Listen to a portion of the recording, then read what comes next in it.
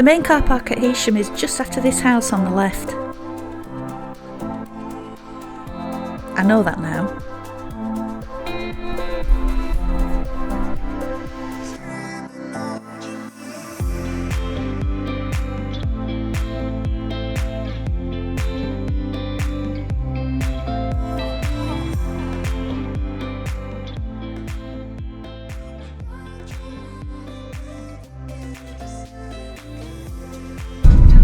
How frick do you get to this car park?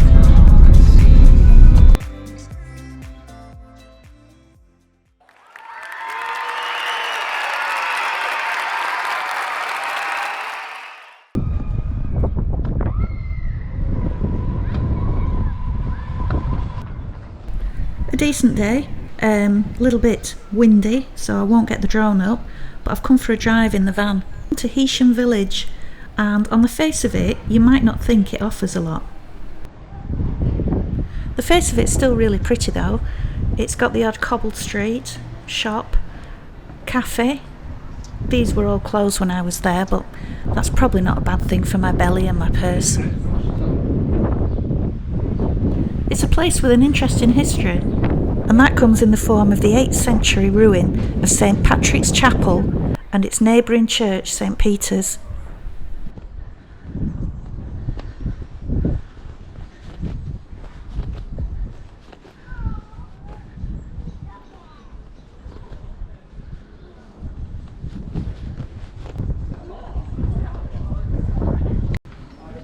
Oh, and there's a very decent looking pub too. I only poked my head in, but it's definitely a place me and Bri would have had a pint.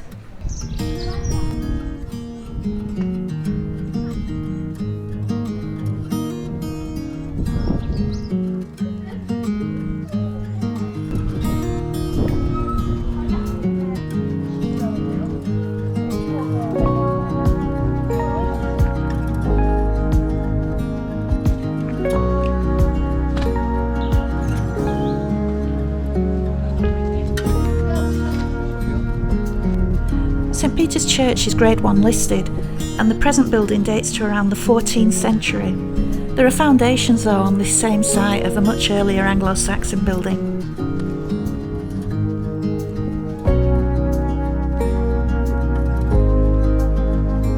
This is an immense graveyard view.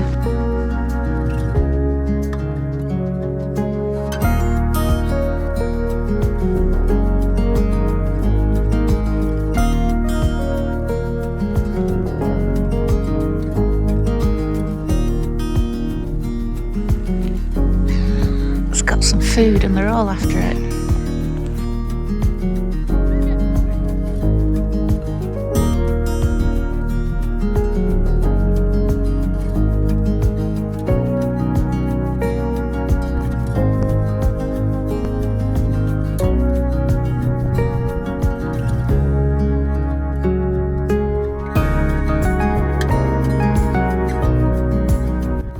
This is the entrance to the original Anglo-Saxon church. It doesn't look very big, but the ground floor would have been a lot lower back then.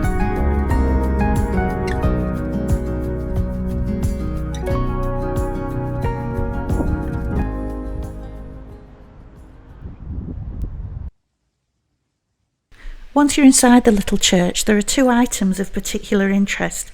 One is the remains of an early medieval chalice, and the other is a Viking hogback tombstone. Unfortunately, I totally overlooked the chalice, which is situated in the bottom left of this picture.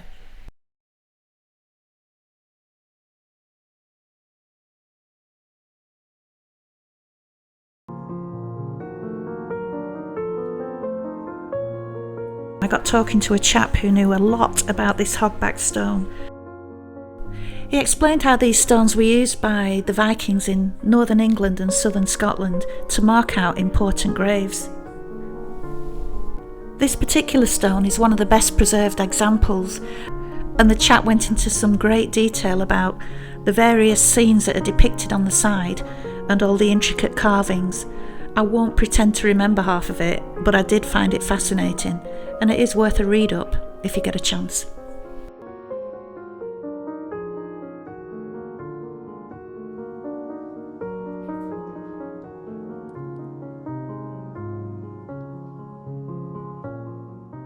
This is another Anglo-Saxon doorway that was discovered in the 19th century. It had been hidden by a massive buttress, before being very carefully removed and re-erected on this spot, with every brick being placed in its original position.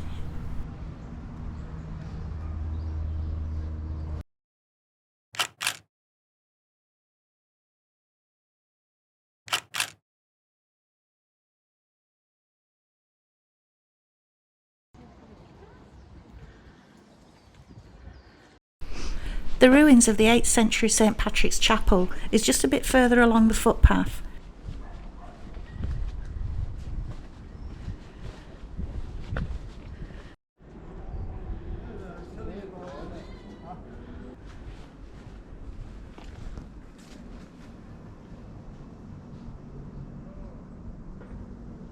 And the views, especially on a day like this, are really stunning.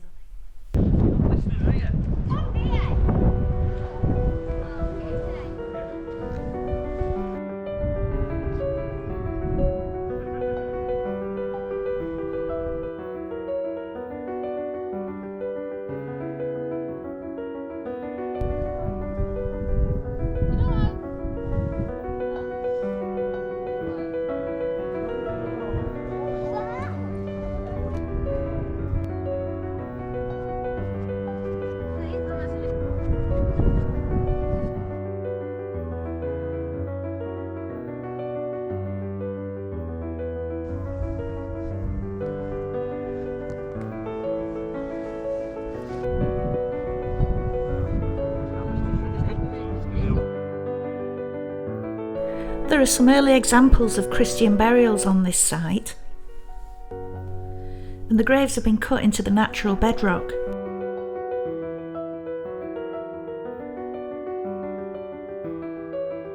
Wooden crosses are thought to have once stood in these holes.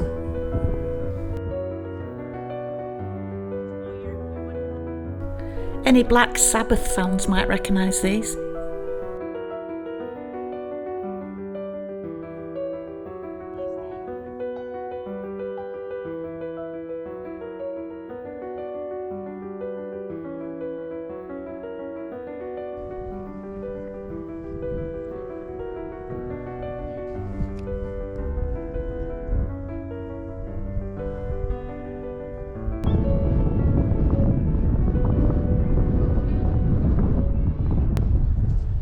It's a popular little place, so I'll come midweek next time.